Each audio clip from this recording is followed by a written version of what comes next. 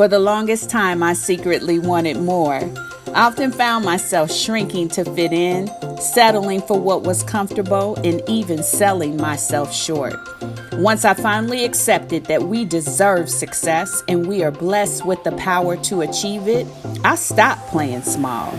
I'm serious about building a life I love, and you should be too. I'm Denise Taylor of DeniseTaylor.live, and welcome to Life, Love, and the Pursuit of Happiness. I help women prioritize themselves, their success, and their happiness. Let's meet this week's achiever whose story will inspire you to push past your fears and soar. Well, hello, it's Denise Taylor. You know I'm always excited to have you listen in and check in with me on Life, Love, and the Pursuit of Happiness. This is the place where we bring achievers to the table to share their stories of success. Now, success looks different for so many different people because it really depends on what you faced. It doesn't mean that you have a tremendous amount of money or you got this big banging business. Your success could be one that you personally realized, a strength in your life, and you use your power to overcome. I say often that we must embrace our power and go. And I'll tell you, the basis for me encouraging you to do that is because God said in His Word that He did not give us a spirit of fear, but He gave us power. And I believe that when we embrace that power and go, we can do, be, have, and achieve anything our hearts desire. So every week, I use this platform to bring an achiever to you because I believe that we can be encouraged by the testimonies of others. In fact, that's what Scripture tells us, that we are strengthened by the encouraging testimonies of others. And so it's always my desire to bring someone that can motivate, inspire, and even more, empower you to know that you can do, be, have, and achieve everything that you desire in your life. Now, this week's achiever is not going to miss the mark. They are certainly going to encourage you to excel and achieve to become all that you truly desire within your heart. Guess who it is? It's me, Denise Taylor, and I want to share a little bit more about me. You see, I just kind of arrived here, but I believe that there are success superpowers. That's what I love to call them because we must embrace our power and go.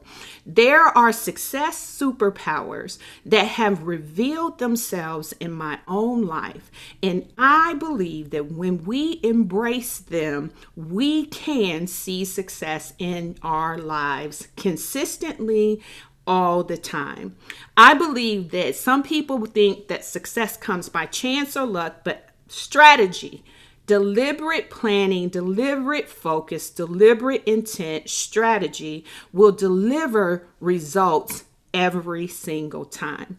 And so I'm an advocate for success. I'm an advocate for strategy. And I want to share more about my superpowers with you on this platform week after week. Let's do a quick review. Superpower number one is see yourself successful.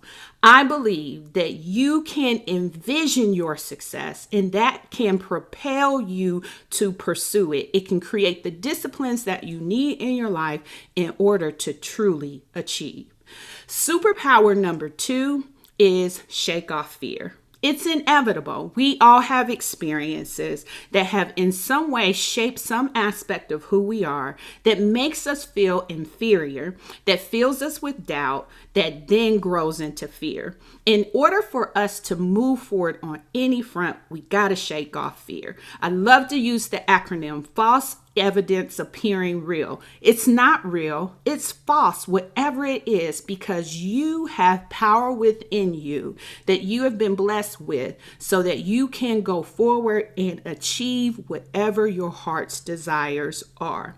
Superpower number three is do the work. Now, I wish I wish that we could twinkle our nose like they used to do on that show Bewitched and it would just happen. But the fact of the matter is we have to put our hands to work. The Bible tells us that God will bless the work of our hands. And so I want you to know and be real about saying you are going to have to do the work. Yes, I believe in name it and claim it. I believe we should confess it until we see it so. But that does not absolve each of us from the responsibility of doing the work. Number 4, take care of you.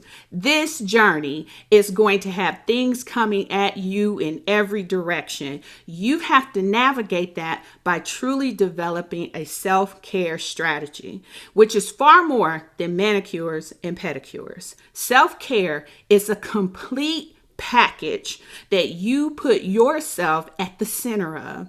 Every aspect of you matters when it comes to self-care. It matters about your mentality. It matters about your financial state. It matters about your physical state. It matters about your income. It matters about everything. So when you think of a dimension or facet of who you are, that is a part of your self-care strategy, which means that we have to build it out and be intentional about investing in what builds us up. And then finally, superpower number 5 is the one I want to anchor in on today. And that is hold fast to your faith. You know, the Bible tells us that it is impossible to please God without faith. He is looking for us to believe that he is and that he is a rewarder of those who diligently seek him. That means our belief is a key factor in what it is we are looking to achieve. And holding fast to our faith means that we have to be relentless about keeping our mind in the right place, thinking the right thoughts, affirming the right principles that are truly in line with what it is we desire. You see, my voice is here to champion you, but you have to look at those superpowers for yourself and make sure that you're checking it in, that you're focused on what is necessary for you truly to achieve. Now, yesterday, I was out on a walk. And while I was walking, which is a part of my self-care strategy, it's a time where I go walking, I focus in, I'm not on social media, I'm not on my phone, I'm listening to something that empowers me, and I am getting my little fitness heart rate going. So it's often a time that God kind of reveals some things to me, and I clearly heard him say, I needed to come to this platform and share a testimony with you.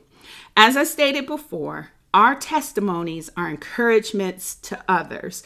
And so I want you to connect with me if what I share today happens to encourage you in any way, because I am being obedient to lift my voice for whoever needs to hear this. And God clearly told me to share this particular testimony. So I'm on my walk and I was taken back to some of the instances where he has shown up strong for me. And one of the particular instances that came to mind was around the time that I was beginning my efforts to pursue my master's degree. And at the time I was working for a company, and the company had a reimbursement policy. So if you were accepted into the master's program, you would be fully reimbursed for the education without any kind of holdback. So it was a very lucrative benefit that you had to take advantage, that was available for us to take advantage of. And so I'll be honest with you. At first, I really didn't want to go to get my master's degree. I know that there are some people who are die hard into learning, die hard into education. That's just not necessarily my priority and jam. I believe in education, but I'm not the first one talking about, send me back to school. And so God had to do work on my heart to get me mentally prepared for that responsibility to go back to school. Now, at the time, when it was time to give consideration to the program, my husband and I were in a financial rough patch.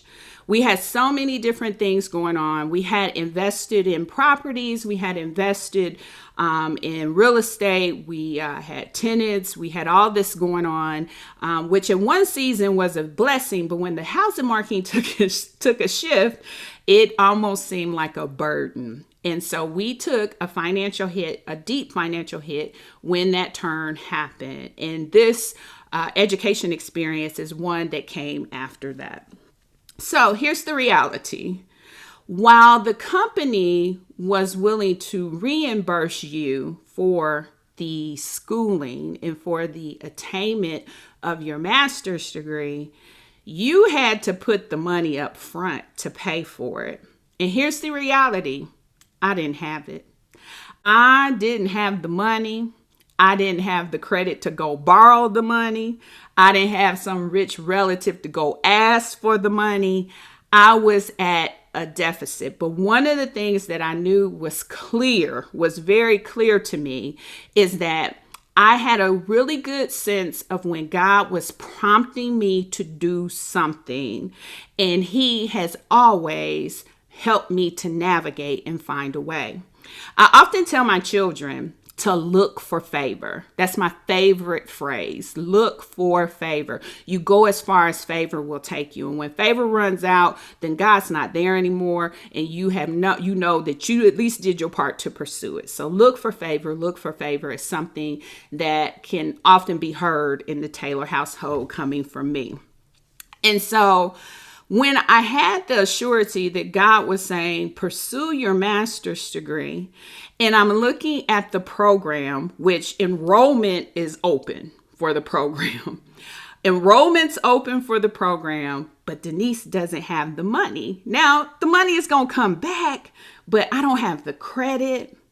I'm in a bad state financially, and I just don't have the resources. Now, on one hand, I hear God in a very positive, confirming, assuring state saying to me, that is what I need to do. You need to go get your master's degree. You need to be a part of this MBA program. But on the other hand, I can't see myself clear on this one, right? It's all cloudy and murky for me because I'm not sure how I'm going to front the money. Now, there's 3 things that I'm going to talk about that came to me as a result of taking this journey. In fact, I think it's 4 that I've written down. There's 4 things that I'm going to talk about. In the time that God told me to go back to school, I'm having a conversation with Him that I don't have the resources. And He says to me, go talk to your boss. And I'm thinking to myself, why are you telling me to go have this very hot conversation? Hot in the sense that it had me to be humble, I had to be open, and I had to be transparent. A hot conversation with her. Now, the reality was this. I never looked at her checkbook. I don't know much about, what they were rolling in the dough and doing. But the reality is I knew that she was in a financial position to help me, but that wasn't what He was saying to me to go have the conversation about. So He wasn't saying go in there and ask to borrow money. That wasn't the message that He was impressing upon my heart. He was telling me to go have a conversation with her about the situation. Now, I'm confused as I'll get out, because why would I walk in and just have this conversation with my boss about my financial woes when it is of no interest or impact or has no bearing on my professional performance in the workplace? But I know when I hear from God, I know when He gives me an impression, I know when He is telling me what to do. And my response always must be obedience, because He has something more in store that I can't see. So I had to have a hot conversation. I had to be humble. I had to be open, and I had to be transparent, even though I wasn't sure how it was going to be received. And even though I had no idea why having this conversation with her was going to make any difference at all in what I needed, right? He wasn't saying go in there and borrow money. He was saying go in there and have a conversation with her. So, I look at the calendar, I look at the day, I try to figure out the right time, and I'm going to go in and walk into her office and say, you know what? I really feel like I need to be a part of this master's program, but I don't have any money. So I go have the conversation. I express to her that I don't have money. I express to her that my credit is jacked up and I can't borrow the money. And I also express to her that I'm not here to ask you for money, but God just told me to come and explain the situation and circumstance to you. So at the end of this hot conversation, she says to me, let me make a call. And I say, okay, right? I'm looking for favor. I don't know how God is going to bring it to life. I just know what? I got to hold fast to my faith. I have an instruction that he has told me to do, which is to go back to school. It had to come from him because I didn't want to go to school. But I'm being obedient and having the conversation. And she says, let me make a call. So, unbeknownst to me, she makes the call and puts me in connection with a guy who works at a credit union in the same city as the school.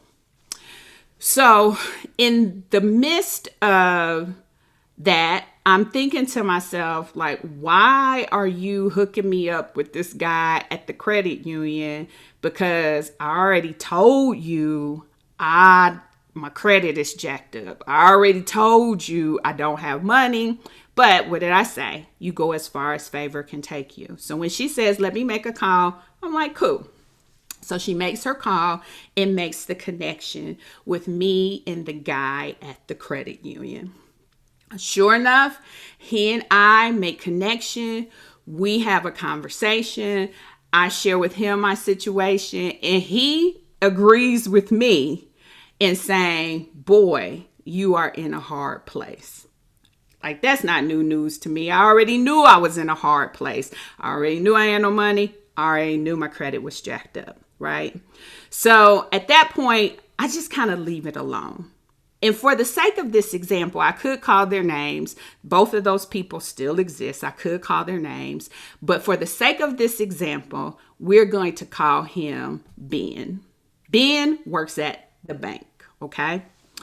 So after I have the conversation with Ben, he and I agree, boy, you're in a hard place. He hears my circumstances and agrees with me that he doesn't know how he can even help me, right? So we end the conversation and I just kind of go back to, okay, God, I had that hot conversation. I was humble, I was open, and I was transparent about my situation with my boss, no less, which is the person that I'm trying to impress. I had to, reveal some of my dirt, if you will, if you want to call it that. So time goes on, and the company that I was working for has a stark reality. When all of the people finally go through the application process, they realize that there were more people like me than not like me, in the sense that there were people who wanted to be in the program, who wanted to be a part of the master's program, but did not have the money to put up. Now, unbeknownst to me, I had no visibility to any of those conversations that were happening behind the scenes with our company officials or anybody else, or with the university for that matter. I had no visibility to it. All I know is I had my hot conversation, right? So as time goes on, it may have been about 3 months, right, of them trying to get the enrollment for the MBA program that was being offered. I get a call from Ben at the bank, totally out of the blue. And Ben at the bank says to me, Denise, I just wanted to reach out to you as quickly as I can and let you know that you don't have to worry about anything when it comes to your schooling for this program. You know, I'm clueless at this point of what Ben is talking about. Now, what had been happening behind the scenes, unbeknownst to me and unbeknownst to my boss, is that the company had realized, again, more people were like me than not. And out of all the banking institutions that my company reached out to partner with, to underwrite and guarantee the loans on behalf of the students participating in the program, they reached out to Ben's bank. And guess who was assigned to be responsible for the students that would need this temporary loan to participate in the program that the company then would later come back and pay off once the program was completed? Ben at the bank. Now, through that process, I could have never seen that coming.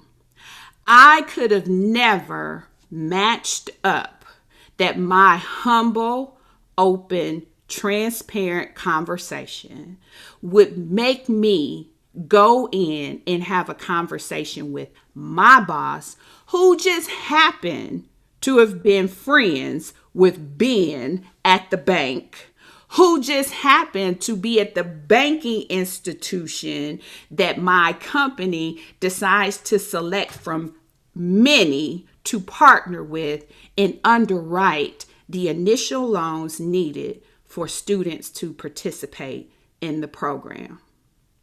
That is what God did for me. I was set up to ignite what I believe is a blessing on behalf of everybody in that program.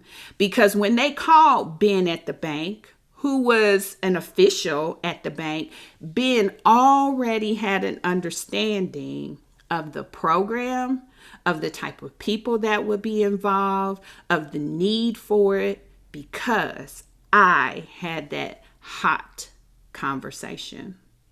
You see, holding fast to your faith means that sometimes you have no idea how God is going to make it happen. All you know is you need to be obedient with the next step as He directs. Even if you can't connect the dots as to why this initial action is necessary to hit the end goal, God has a plan. That experience taught me why looking for favor is so important. Because you see, the first person being called to assure them that they would be okay in that program was me. And that happened as a result of me having that humble, open, and transparent conversation. And so I'm saying this to say that sometimes God will urge you, guide you, direct you, impress upon you to do something that seems like it doesn't fit. It seems like it's out of sorts. It seems like it just isn't a part or could in no way be a part of the ultimate goal that you're trying to achieve. But you have to hold fast to your faith believe, and trust in him and his promise to fulfill the word he sent to you when he challenged you to go and be and do and have and achieve. That is my testimony to you about success superpower number 5. When I had to have that conversation and I had no idea where it was going, it was faith that I relied upon. I called upon how God has shown up for me before when I didn't completely understand. I called upon how he, would always make a way for us, even though sometimes it was as a result of our mistakes that we were even in the situation. I called upon how he has set so many things up for us, and it always worked out for our good. And so if in this instance, he wants me to be transparent, how am I to say how far I won't go when he is telling me how far he needs me to go? So that conversation is one that I prize now because it forged a relationship with that manager that is long lasting. It forged one where she knew that she could trust me and that I would be open and honest with her and I would share. And though I am years away from that place, I am years away from working even for that company, I left with a few powerful things. I left with my master's degree that was paid in full, and I left with a lasting relationship with that manager even today. So I want to just give you some highlights when it comes to holding fast to your faith. Remember, you have to be hot if you need to be. You have to be willing to be humble, open, and transparent. And in addition to that, let me add these things. You have to trust God's promise for your future. He says he has a future that is expected for you, which means he already knows where he is trying to get you. And you got to trust that it is good and that you will get there with him leading the way. You have to be obedient, even if it puts pressure on you being vulnerable. Holding fast to your faith sometimes will put you in situations where it feels like you are a contradiction to what it is that you believe. But do not give up. Hold fast to your faith. And then finally, the last one is always look for favor. God will show up with favor for you. And here's the definition that I love when it comes to favor. I didn't define it, but it's one that I've embraced for my life. And favor is God raising up someone to use their power, their ability, and their influence to help you. My boss did that, and Ben at the bank did that. So that's this week's Achiever's testimony. It's mine. And it's all about superpower number 5, which is hold fast to your faith. Now, if you're believing God for something or he has impressed upon you to do something and you don't know or you can't see or you can't fix together how it's going to happen, you have to trust God's promise for your future, which is good. You have to be obedient, even if it puts pressure on your vulnerabilities. And finally, you gotta look for favor. You have to look for someone that God has raised up to use their power and ability and influence to help you. I am so glad that you are connected to this platform. I'll tell you, I was getting a little bit in my head, the big head, when I was looking at some of your comments and your feedback. It was just a joy to me. You see, I pressed my way to be here, to be an advocate and a champion for you. I believe with all of my heart that you can build a life you love without apology. And I know that it will come when you embrace your power and go. Thank you so much for being a part of this weekly podcast, which still blows my mind. And thank you so much for staying connected with me. Well, that's it, beautiful. Thank you for tuning in. Don't ever forget that you truly deserve life, love, and all the happiness your heart can hold. Be relentless in building a life you love without apology. I'm Denise Taylor, and you can always find me in our free Facebook community. Life, love, in the pursuit of happiness, easy to find. Now, if you want more information about my success superpowers, as I'm sure you do, download my free Success Superpowers ebook at denisetaylor.live/podcast. And one last thing, always embrace your power and go.